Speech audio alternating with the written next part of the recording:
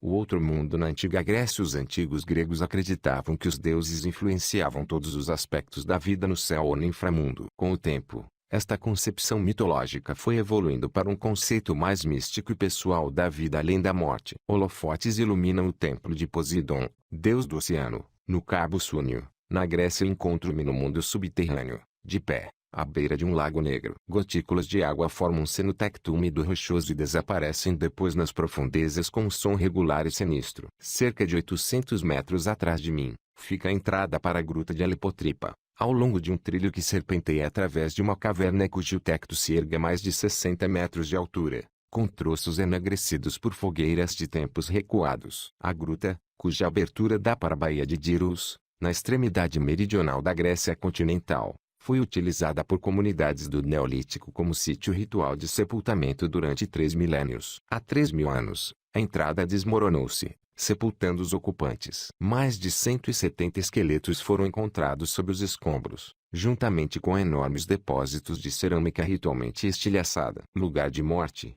passagem longa e estreita debaixo da terra, lago subterrâneo. Por favor, não diga que isso é o Hades, disse-me a arqueóloga Anastasia Papatanasio, do Ministério Grego da Cultura, ligeiramente apreensiva com a impressão que eu colhera da visita. Não podemos mesmo dizer isso. Ao mesmo tempo que ela e a sua equipa de escavação trabalham cuidadosamente para examinar todos os achados daquilo que poderá ser o mais importante sítio europeu do Neolítico, têm sido importunados com cabeçalhos sensacionalistas, que associam a gruta, às circunstâncias da descoberta, a ocupação neolítica e o mundo misterioso de Hades. Hades, o invisível, é uma das mais familiares perspectivas da humanidade, apesar de nenhum ser humano alguma vez o ter visto. Há milênios que o seu imaginário povoa a cultura ocidental e é tentador, embora desprovido de qualquer ciência, acreditar que esta visão terá povoado da mesma maneira a imaginação das pessoas durante o Neolítico. Também é tentador procurar a origem do Hades mítico em lugares reais como Alepotripa. Os próprios gregos antigos, no entanto, atribuíam a criação de Hades a um poeta. Afinal, fora Homero que, aproximadamente em 700 a.C., delineou para sempre a geografia do submundo, na sua epopeia Odisseia. Segundo Homero, o Hades, ou, mais exatamente a casa de Hades, senhor dos mortos, é um lugar de horror em decomposição, que os próprios deuses abominam. A sua entrada jaz nos confins da terra, para lá dos oceanos que rodeiam a terra, em território densamente arborizado perto dos bosques de Perséfone, rainha dos mortos, num lugar onde a penumbra da noite reina em permanência e 3 rios confluem. Há outros pormenores mais vagos. Homero colocou nas proximidades de uma pradaria coberta de plantas esfódelas, altas e espinhosas mas de delicadas flores brancas, por onde deambulam os espíritos desencarnados dos heróis mortos. Um dos 3 rios, o Estige, que significa terrível, é de tal forma temido que os próprios deuses proferem os seus mais solenes juramentos sobre as suas águas. Evocado com brilho na poesia e na arte da antiguidade e com eco em todas as eras posteriores, o rio Estige tornou-se um marco duradouro do reino dos mortos. Algures, na vizinhança da fronteira ocidental do Oceano de Homero, situam-se os Campos Elíseos, onde não existe neve, nem forte tempestade, nem sequer chuva, e onde os mortos excepcionais podem ser convidados a habitar quando morrem. O Olimpo é uma montanha com mais do que um pico. O cume denteado do Miticas, aqui iluminado durante uma tempestade, é o local onde, segundo a crença da antiguidade, os deuses mais importantes residiam, incluindo o primordial deus da meteorologia, Zeus, o supremo trovejador. Para os seres vulgares, a vida após a morte seria uma eternidade sem significado, sombria, sem alegria. Os mortos, segundo Homero, são meras sombras, eidola, ou imagens, dos seus seres anteriores, assombrações que se dissipam como fumo. Guincham e gorjeiam, impotentes, esvoaçam e cintilam através do reino subterrâneo de Hades. Na Odisseia, Ulisses encontra as almas dos camaradas abatidos na guerra de Troia. Nunca tentes consolar-me por ter morrido, diz-lhe o herói Aquiles. Preferia lavrar a terra ao serviço de um senhor pobre, de parcos haveres, do que reinar sobre as sombras de todos os mortos.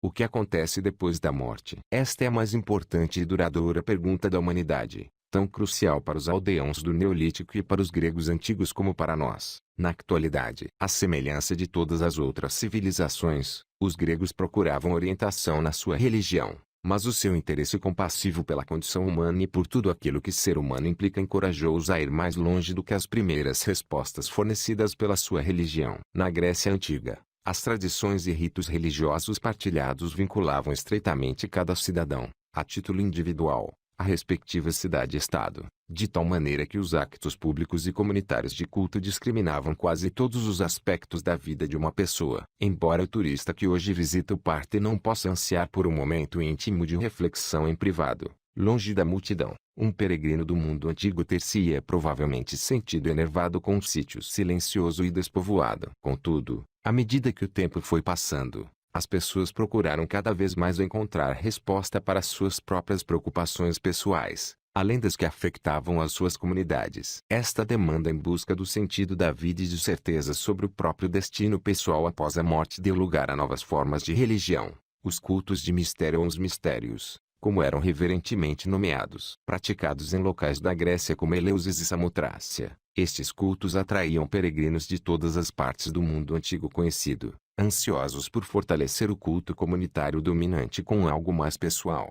Ao princípio, os cultos de mistério serviram para elevar a vida dos fiéis e para dar orientação sobre o que se segue após a vida. Isto originou maior preocupação com as questões relativas à vida no além. Contrariamente às crenças dos egípcios e de outros povos da antiguidade, a religião grega evoluiu, deixando de ser a aceitação de um destino infeliz. Tornou-se uma demanda pela salvação pessoal. A imagem sombria do Hades é o legado deixado, mas também o caminho por eles trilhado através do rio Estige. Dos deuses e dos cultos. O panteão antigo estava repleto de deuses. Os cidadãos das cidades-estado gregas beneficiavam de um enorme leque de escolhas religiosas, entre as quais cultos oficiais financiados com fundos públicos, ao serviço de toda a comunidade, e cultos patrocinados por grupos e clubes privados. No coração da religião grega, erguiam-se os deuses olímpicos, Zeus, Hera, Apolo, Poseidon, Atena e outros deuses familiares da mitologia. Além destes, havia milhares de cultos dedicados a um espectro de divindades locais menores, como as ninfas, as quais, segundo as crenças, frequentavam os rios locais ou personificavam-nos. O mesmo Deus podia apresentar-se com diferentes funções. Os fiéis podiam prestar culto a Atena como Atena Egea para obterem saúde,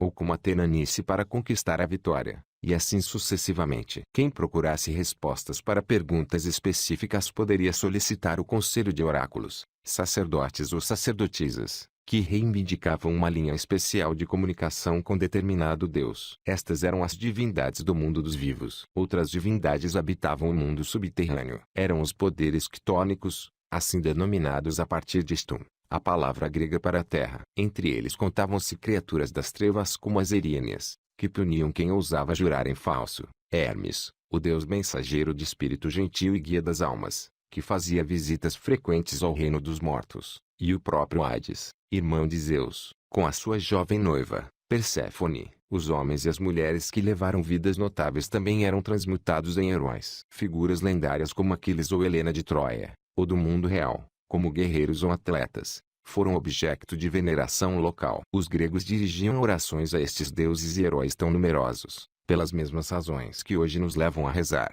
saúde e segurança, prosperidade, orientação. E contudo, apesar de toda a atividade divina e de todas estas divindades, a religião institucional dominante oferecia pouco conforto para lidar com a morte. Esse fracasso devia-se à própria natureza desses deuses poderosos que viviam acima da terra, no Olimpo. O Monte Olimpo, o cume mais elevado da Grécia, ergue-se na província setentrional da Tessália. No dia primaveril da minha visita, um amontoado de nuvens rodopiava em torno do seu famoso cume nevado e as andorinhas cruzavam o ar, onde se pressentia uma tempestade. O estrondo dos treinos de artilharia numa base militar nos arredores da vizinha cidade de Litocoro reverberava na atmosfera. Salva após salva, ouviam-se os disparos. E então, vindo das nuvens que enegreciam acima da montanha, soltou-se o trovão, catapum, sobrepondo-se ao subitamente insignificante poder de fogo dos humanos. Aquele que comanda as tempestades. Na mitologia, o Olimpo era governado por um antigo deus da meteorologia, conhecido dos primeiros gregos como Dies Pater, Deus, ou céu luminoso, aquele que comanda as tempestades, o grande agrupador de nuvens e que impunha o raio, Zeus. O retrato imaginado por Homero duraria para sempre. Quando o seu rei dos deuses acenava com as suas sobrancelhas azuis negras, A cabeleira ambrosina do Senhor soltava-se diante da sua cabeça imortal, e então ele fazia sacudir o grande Olimpo. Zeus é Deus supremo, não por ser o mais justo, ou sábio, ou por ter criado o céu e a terra. Zeus é supremo por ser fisicamente poderoso, como Homero lembra aos colegas olímpicos na Ilíada. Vinde, pois, tentai este feito, ó deuses, para que todos possais saber, segurai uma corda de ouro pendurada do céu e vós todos, deuses, agarrai-a, e também todas vós, ó deusas. Mas vós não conseguireis arrancar Zeus do céu e puxá-lo para a terra. Ele é o mais alto senhor do conselho. Não, nem mesmo se vos esforçasseis fortemente, mas sempre que eu desejasse, a sério, puxar-vos e a todos, juntamente com a própria terra, juntamente com o próprio oceano. Foi Homero, mais uma vez, que apresentou e caracterizou o elenco completo das personagens olímpicas. Temperamentais, egoístas, ciumentos, petulantes, impulsivos, envios, mas também leais, susceptíveis e afetuosos. Os deuses imortalizados por Homero possuem características totalmente humanas. O seu principal divertimento consiste em organizar banquetes nas alturas imperturbáveis do Olimpo e imiscuir-se nas vidas dos homens e mulheres que vivem e combatem lá embaixo. E Afrodite, deusa do amor, que provoca a atração de Helena, a rainha grega de Esparta, pelo príncipe troiano Paris, um romance de amor que desencadeia a guerra de Troia. Apreciando o espetáculo dos combates em torno de Troia, os deuses e deusas digladiam-se, urdem tramas e combatem pelos seus guerreiros favoritos. Como afirmou o filósofo Xenófanes mais tarde, no século V a.C., Homero atribuiu aos deuses tudo aquilo que é vergonhoso e reprovável para a humanidade, o roubo, o adultério e o logro.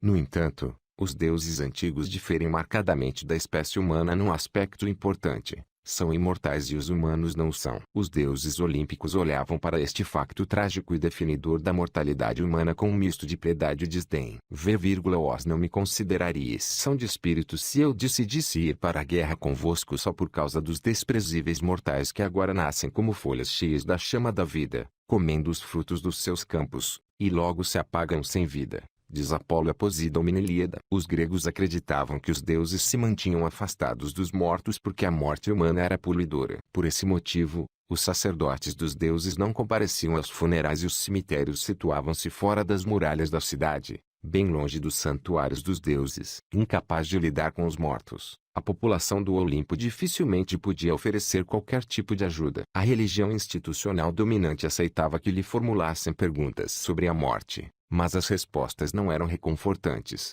diz Sarah Iles Johnston, professora de religião e estudos clássicos. A razão para a emergência de outros cultos foi a necessidade de criar uma relação pessoal com o divino antes da morte. Se a pessoa fosse apresentada, conseguiria um negócio melhor no outro mundo. A iniciação a estes novos cultos era uma experiência emocional intensa, levando os iniciados a sentirem algo mudar dentro de si. Para criarem este efeito, os sacerdotes que supervisionavam o rito e outros participantes encenavam aquilo que de fato era uma elaborada peça de teatro. E um dos lugares onde se preserva o cenário ambiental que tornava esse teatro possível é o Santuário dos Grandes Deuses, na ilha de Samotrácia. Ritos sagrados em Samotrácia. Samotrácia localiza-se ao largo da costa da Trácia, famosa pelas suas tempestades. A sua silhueta montanhosa avista-se a quilômetros de distância. Na Ilíada, Poseidon, deus do oceano, instalou-se no ponto mais alto do cume de Samotrácia para obter um panorama da guerra de Troia. Poseidon está associado ao culto dos mistérios celebrados nesta ilha, uma vez que uma das vantagens para os iniciados era a proteção da morte no mar. Junto da orla marítima setentrional, as ruínas do santuário estendem-se sobre a encosta rochosa do Monte Fingari. A ilha é pouco visitada hoje em dia neste cenário teatral, de costas viradas para o mar e de frente para a montanha. Tive um vislumbre de algo tenebroso e primordial. Acredito na força daquele lugar, contara-me Bona Scott, professora de História de Arte. Bona dirige um estudo de campo no Santuário de Samotrácia destinado a elaborar uma reconstituição digital da jornada de um iniciado. Tem isolamento, segredo. Era possível celebrar aqui os rituais do mistério em privado. Os mistérios, a palavra provém diretamente do grego mysterion, termo que significa mistério, ou rito sagrado. Em Samotrácia, o percurso realizado pelos iniciados destes ritos sagrados pode ser reconstituído através das ruínas de monumentos construídos ao longo de séculos, passando por pavimentos onde eram derramadas libações de oferendas líquidas, por um impressionante afloramento de rocha verde, pórfiros, entendida como sagrada e por fossos estreitos que serviam de suporte a tochas ardentes. O visitante contemporâneo faz a sua peregrinação durante o dia, mas os ritos antigos eram celebrados de noite, e o clarão das tochas desempenhava um papel fundamental. Os candidatos a iniciados podiam aparecer a qualquer hora e, na época baixa, acontecia por vezes acharem-se a percorrer o caminho sozinhos, sob o céu negro cravejado de estrelas. O fogo das tochas tremeluzindo através das colunas, projectando sombras além de luz, apontava o caminho. A luz crepuscular banha as ruínas do santuário de Atena Proneia em Delfos e o seu Tolos, um edifício circular. É possível que os peregrinos fizessem aqui as suas oferendas antes de consultarem o oráculo em Delfos, no vizinho templo de Apolo. Os ritos de iniciação eram mistérios, secretos e ocultados sob pena de morte. É possível recuperar alguns pormenores a partir de autores cristãos primitivos, pouco preocupados em quebrar um código de silêncio referente a ritos pagãos, mas que possivelmente também os deturparam. Os iniciados sentavam-se, vendados, enquanto outras pessoas executavam danças frenéticas em seu redor, agitando símbolos e tocando tambores, estratégia destinada a atemorizá-los. Desorientados, os iniciados principiavam de seguida uma busca, segundo parece simbolizadora da demanda do deus da fertilidade em busca da sua noiva, que terminava com uma lasciva representação da consumação do casamento de ambos. Para a imaginação moderna, saturada de imagens artificiais, é difícil avaliar o medo e espanto que efeitos especiais simples, luz de tochas, música e teatro, criariam. O escritor grego Plutarco, escrevendo no século I da nossa era, evocou essa experiência, comparando a jornada de uma alma ao abandonar o seu corpo com a experiência de um iniciado. Primeiro deambulações e cansativas corridas errantes, bem como incertezas e jornadas infrutíferas por entre a escuridão, escreveu. Então, antes do clímax propriamente dito, acontece tudo o que é terrível: pânico, estremecimentos, suor e choque. Depois de tudo isto, aparece uma esplendorosa luz e ele é recebido numa paisagem e prados de pureza, inundados de vozes e de danças e de solenidades de sons sagrados e visões sagradas. Ele vê os não iniciados, uma multidão impura dos que vivem aqui, sobre a terra, que se acotovelam e tropeçam uns nos outros, no meio de lama espessa e nevoeiro, e se agarram aos seus sofrimentos através do medo e da falta de fé nas coisas boas do outro mundo. A via sagrada. Os gregos voltaram-se para os cultos dos mistérios ao procurarem significado para as suas vidas individuais e proteção após a morte. Em locais como o Santuário dos Grandes Deuses, na ilha de Samotrácia, os iniciados eram admitidos aos cultos em cerimônias cujos pormenores não são ainda inteiramente conhecidos.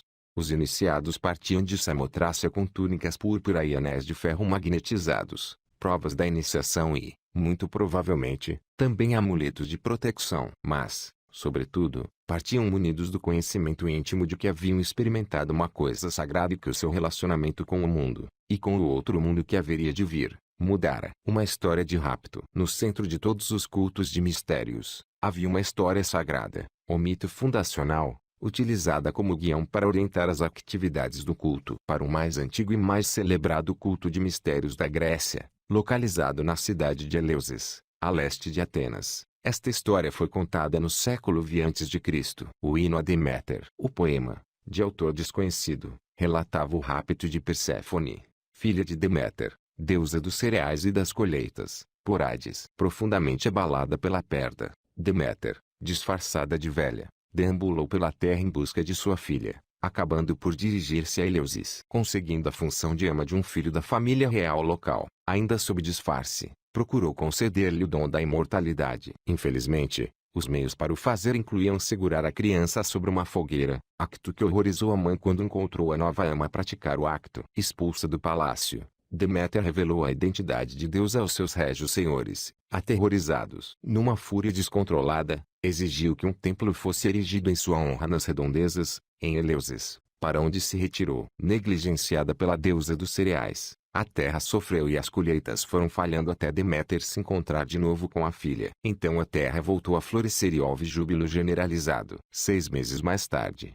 Perséfone regressou ao mundo subterrâneo, reunindo-se de novo a Hades, que entretanto se tornara seu marido. O Erecteu, um templo dedicado a Atena e a Poseidon, ocupa o espaço mais sagrado na Acrópole de Atenas. Os gregos antigos organizavam festividades, sacrifícios, jogos e procissões religiosas neste local, atualmente, é um imã para o turismo. Os ritos dos mistérios em Eleusis, segundo esta história poética, foram a dádiva de Deméter à humanidade, como penhor do seu apaziguamento. Bendito entre os homens presos à terra é aquele que viu estas coisas, conclui o poema, referindo-se aos rituais sagrados. Mas aquele que foi iniciado e não participa nas coisas sagradas, jamais terá direito a reclamar essas bênçãos, quando perecer e ficar envolto pelas trevas nebulosas.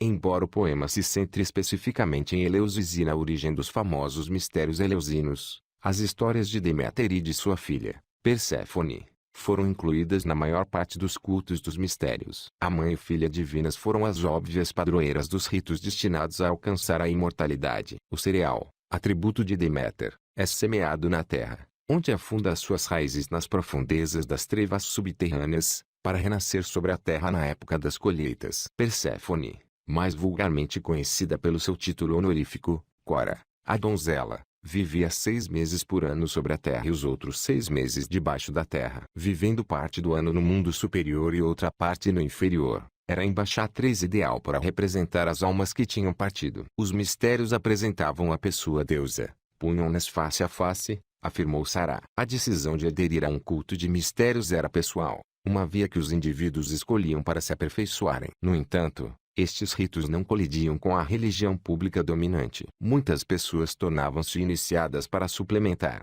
e não para substituir, outros cultos, participando ativamente nas festividades e comemorações religiosas comuns, na companhia dos vizinhos. E apesar de todos os segredos, os cultos dos mistérios tinham um estatuto respeitável, partilhando características elementares com os cultos públicos. Os sacerdotes celebravam os ritos em locais com santuários financiados pelo Estado, e os deuses que protagonizavam os ritos dos mistérios eram tão antigos como os poemas de Homero. Músicos, uma cordeiro para ser sacrificado e uma mulher segurando alfaias litúrgicas figuram nesta pintura de uma procissão sacrificial. As cerimônias religiosas eram dos poucos eventos públicos em que as mulheres desempenhavam um papel. Gênese do pecado original. No século IV a.C., os mistérios não eram tão reconfortantemente convencionais como se esperaria. Um invólucro de vidro exposto do Museu Arqueológico de Salônica, no norte da Grécia, conserva os restos carbonizados e esfarrapados de um rolo de papiro antigo. Os visitantes passam por ele sem lhes dar importância e, contudo,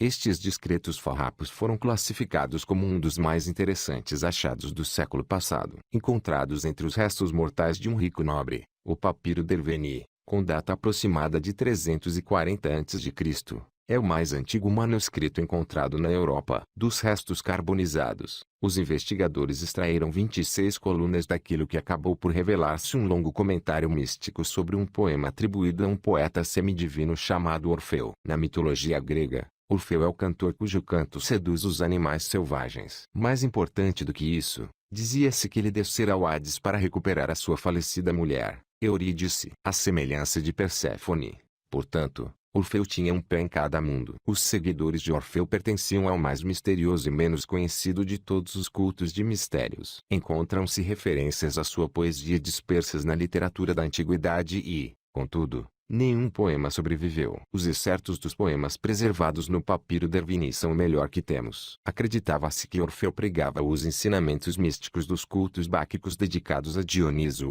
deus do vinho e da fecundidade, acompanhados de relatos de celebrações desenfreadas em locais selvagens e de abandono das inibições. Os rituais báquicos foram sempre objeto de fascínio e suspeição. A brutal história sagrada que informava os seus rituais tomava grandes liberdades relativamente à mitologia tradicional. No relato báquico, Zeus violou a filha, Perséfone, que, por consequência, deu à luz Dioniso. A criança deusa, por sua vez, foi assassinada pelos titãs, inimigos divinos de Zeus, que cortaram Dioniso em pedaços, cozendo-os, assando-os e devorando-os. Para se vingar, Zeus atingiu os titãs com seu raio. Dioniso foi remontado e renasceu, e a espécie humana nasceu do fumo e cinzas dos titãs. A humanidade é corrupta por natureza, afirmou Sarah Johnston, que editou textos rituais órfico-báquicos. Esta natureza perturba Perséfone e, por isso, os seres humanos têm de compensá-la, de pedir-lhe desculpa por isso. Os ritos báquicos tinham introduzido um novo elemento na complexa navegação na vida do além,